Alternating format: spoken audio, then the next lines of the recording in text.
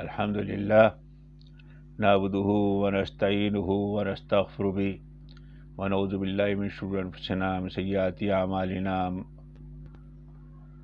من یهد اللہ فلا مضل له ومن یضلل فلا هادی له اما بعد اعوذ باللہ من الشیطان الرجیم بسم اللہ الرحمن الرحیم وَإِذَا سَأَلَكَ عِبَادِي أَنِّي فَإِنِّي قَرِيبٌ أُجِيبُ دَعْوَةَ الدَّاعِ إِذَا دَعَانِ فَلْيَسْتَجِيبُوا لِي وَلْيُؤْمِنُوا بِي لَعَلَّهُمْ يَرْشُدُونَ صدق اللہ العظیم۔ رمضان مبارک کے تمام احکامات جو ہیں سورہ بقرہ کے ایک رکوع کے اندر بیان کیے گئے ہیں۔ اللہ تعالیٰ نے عجیب و غریب بات، ایک آیت بالکل بیچ میں رکوع کے رکھ دی۔ شروع میں مسافر کے اور مریض اور مسافر کے احکامات بیان کیے گئے، قرآن کے احکامات بیان کیے گئے، روزے کا مقصد بیان کیا گیا، اور ابھی سحری کے اور اعتکاف کے احکامات باقی ہیں، لیکن بیچ میں اللہ تعالیٰ نے ایک دعا رکھ دی، ایک آیت رکھ دی دعا کے سلسلے میں۔ ہمارے ایک استاد کہا کرتے ہیں ایسا محسوس ہوتا ہے کہ اللہ تعالیٰ کو رمضان کے احکامات بتاتے بتاتے ایسے جیسے اپنے بندوں پہ پیار آ گیا۔ اذا سالک عبادی انی فانی قریب، اے میرے بندے، اگر تم سے میرے متعلق پوچھے تو انہیں بتا دو میں ان سے بہت قریب ہوں۔ پکارنے والا جب مجھے پکارتا ہے میں اس کی پکار سنتا ہوں اور جواب دیتا ہوں، لہذا انہیں چاہیے میری دعوت پر لبیک کہیں، مجھ پہ ایمان لائیں۔ یہ بات تم انہیں سنا دو، شاید کہ وہ راہ راست پالیں۔ یہ رمضان مبارک جو ہے وہ خاص دعاؤں کا وقت ہے، اور دعا خود عبادت ہے، دعا مخ العبادہ، دعا خود عبادت کا مغز ہے۔ اس لیے رمضان میں بیچ میں رکھنے کا مطلب یہ ہے کہ رمضان دعائیں مانگنے کا مطلب، لیکن ہم لوگ دعائیں مانگتے نہیں، ہم لوگ ایسے ہیں جیسے دعائیں پڑھتے ہیں۔ دعا مانگنا کچھ اور ہوتا ہے، پڑھنا کچھ اور ہوتا ہے۔ ہمارے امام حضرات ہر نماز کے بعد زور سے دعائیں مانگتے ہیں، ایسے دعا پڑھ رہے ہیں، نہ خود مطلب سمجھ رہے ہیں نہ عوام مطلب سمجھ رہی ہوتی اس کا۔ دعا مانگنا دوسری چیز ہے اور دعا پڑھنا دوسری چیز ہوتی ہے۔ اصل دعا مانگنے کی چیز ہے۔ دعا کس طرح مانگی جاتی ہے؟ ایک تو یہ زور سے دعا مانگنا اس کا ہی جواز نہیں ہے۔ امام جریج فرماتے ہیں کہ یہ زور سے جو دعائیں مانگی جاتی ہیں مکروہ ہے۔ ادعوا ربکم تضرعا خفیہ، اپنے رب سے دعا مانگو تضرع آہذاری کے ساتھ اور آہستہ دعا مانگو، اور آہذاری کے ساتھ دعا مانگو۔ آہذاری کے ساتھ کس طرح دعا مانگی جاتی ہے؟ ایک مرتبہ حجاج بن ثقفی حرم شریف کے اندر داخل ہوا تو ایک اندھا بیٹھا ہوا دعا مانگ رہا تھا۔ اس نے ہلکے سا پاؤں کا ٹھوکا مارا۔ اندھا بولا کون؟ بولا حجاج بن یوسف۔ اس کا نام سن کر لوگوں کے پیشاب خطا ہو جاتا تھا۔ وہ ایک دم سے کانپ گیا اندھا۔ اندھے کیا مانگ رہا ہے؟ بولا آنکھیں مانگ رہا ہوں۔ بولے سن، میں طواف کرنے جا رہا ہوں، میرے 7 چکر جب پورے ہو جائے اس سے پہلے اگر آنکھ نہ ملی تو تیری گردن مار دوں گا۔ اب تو جان پر بنائی اس کے۔ اب جو اس نے دعا مانگی اللہ تعالیٰ، اب تک تو آنکھوں کا مسئلہ تھا، اب تو جان پر بنائی۔ ہاں، اب جو اس نے دعا مانگی ہے، حجاج ثقفی 7 چکر لگا کر آیا اور آگے دیکھا تو اندھے کو آنکھیں مل چکی تھی۔ بولے کیا ہوا؟ بولا آنکھیں مل گئی۔ بولے جیسے پہلے دعا مانگ رہا تھا نہیں، زندگی بھر مانگتے رہتے تھے، ایسے آنکھیں نہیں ملتی، آنکھیں اس طرح دعا مانگ، بالکل جیسے آدمی پڑ گیا بالکل۔ پھر دعا کا طریقہ بھی بتایا ہمیں۔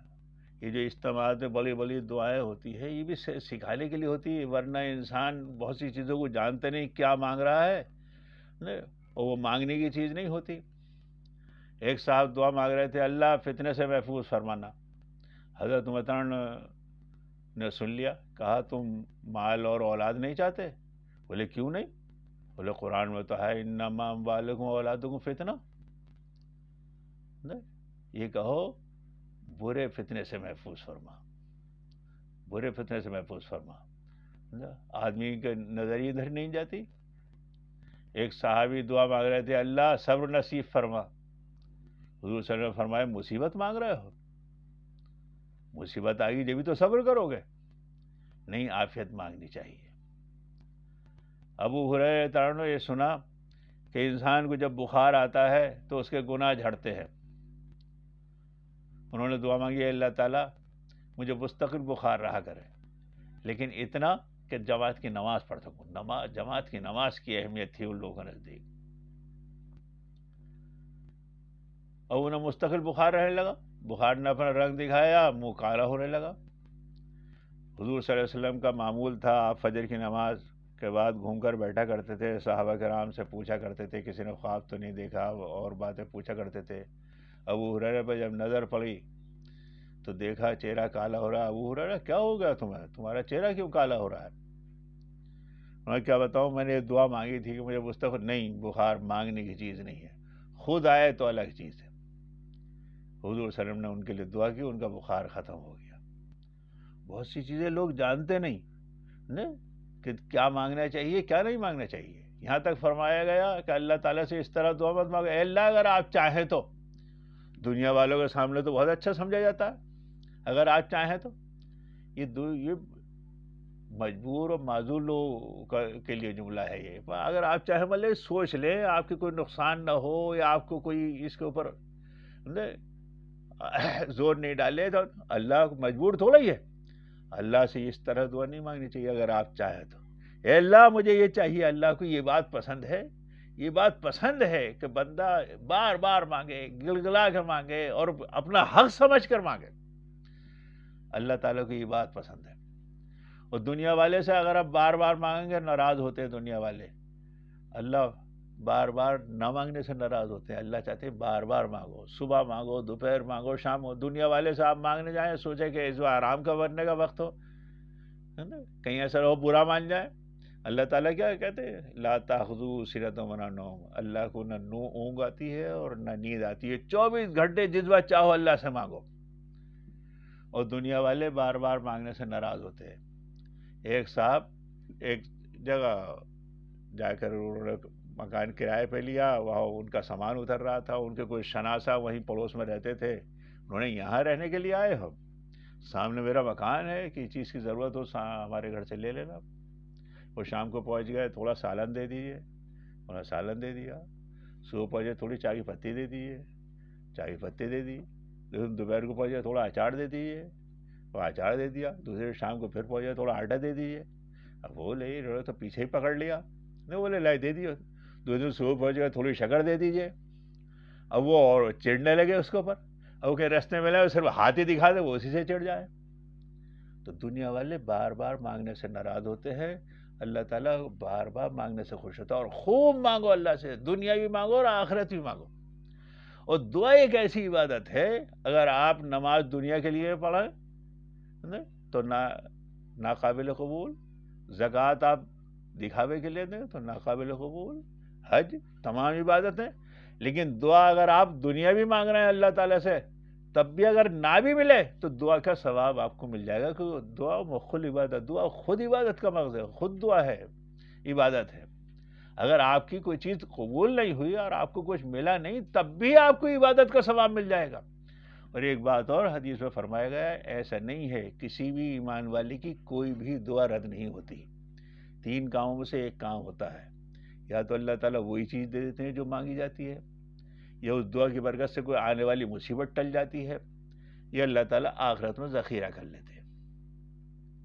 حدیث میں آتا ہے ایک بندہ پہنچے گا قیامت کے دن، اتنے محلات، یہ سب کچھ، یا باری تعالیٰ یہ سب کچھ میرا ہے، یہ سب کچھ میرا ہے، اتنا وہ سب کچھ نہیں، میں نے تو اتنی عبادت نہیں کی. اللہ تعالیٰ فرمائیں گے میرے بندے تیری وہ دعائیں ہیں جو دنیا میں قبول نہیں ہوئی تھی. تو بندہ یہ تمنا کرے گا کاش دنیا میں تو ایک بھی دعا قبول نہیں ہوئی ہوتی، سب کا سب یہیں مل جاتا. وہاں کے تو 60 70 80 سال کی زندگی جو ہے لڑکتے پڑکتے جس طرح گزاراتے، اصل تو یہاں کا معاملہ ہے، ابد الآباد والی زندگی ہے یہاں پر. تو بندہ یہ خواہش کرے گا.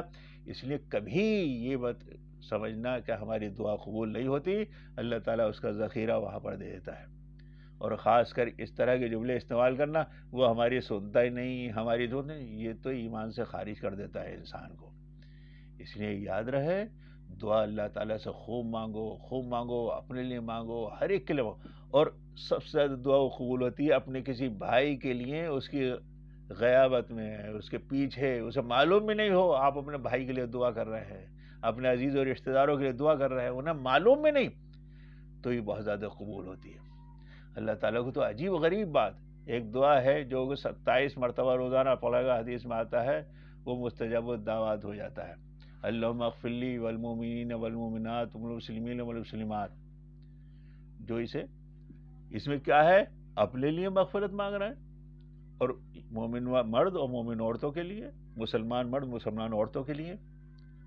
یہ اللہ تعالیٰ کو اتنا پسند ہے کہ اگر آپ دعا مانگیں گے اپنے ایمان والے مرد ایمان والی عورتوں کے لیے، اور مسلمان مرد مسلمان عورتوں کے لیے، اگر 27 مرتبہ آپ دعا مانگیں تو آپ مستجاب الدعوت ہو جائیں گے، آپ کی تمام دعائیں قبول ہوں گی۔ اس لیے اللہ تعالیٰ سے خوب دعائیں مانگو، خوب دعاؤں کا وقت ہے، اور خاص کر افطار کے وقت جو ہے وہ اجتماعی دعا ثابت ہے۔ سیدنا حسن رضی اللہ عنہ کے بارے میں آتا ہے، سیدنا حسین کے بارے میں آتا ہے، اور عبداللہ ابن عمر رضی اللہ عنہ کے بارے میں آتا ہے، وہ اپنے فیملی کو، گھر والوں کو لے کے بیٹھ جایا کرتے تھے اور خوب دعائیں کیا کرتے تھے، خاص کر افطار کے بعد رمضان المبارک میں سحری کے لیے ہر شخص جاگتا ہے۔ اگر 2 رکعت نماز پڑھ کر اس وقت 2 موٹے موٹے آنسو نکل جائے اور اس وقت دعا مانگ لے تو اس کی قبولیت کا کیا شک ہے۔ اس لیے خوب دعائیں مانگو، رمضان مبارک سے دعائیں مانگنے کا ہے، اور خوب مانگو اللہ تعالیٰ سے، اور ہر چیز مانگو، ہر چیز مانگو، اس کے خزانے میں کوئی کمی نہیں ہے۔ اللہ تعالیٰ ہمیں ہر وقت زیادہ زیادہ دعائیں مانگنے کی توفیق نصیب فرمائے، اور اپنے سے زندہ تعلق نصیب فرمائے۔ وآخر دعوانا الحمدللہ رب العالمین۔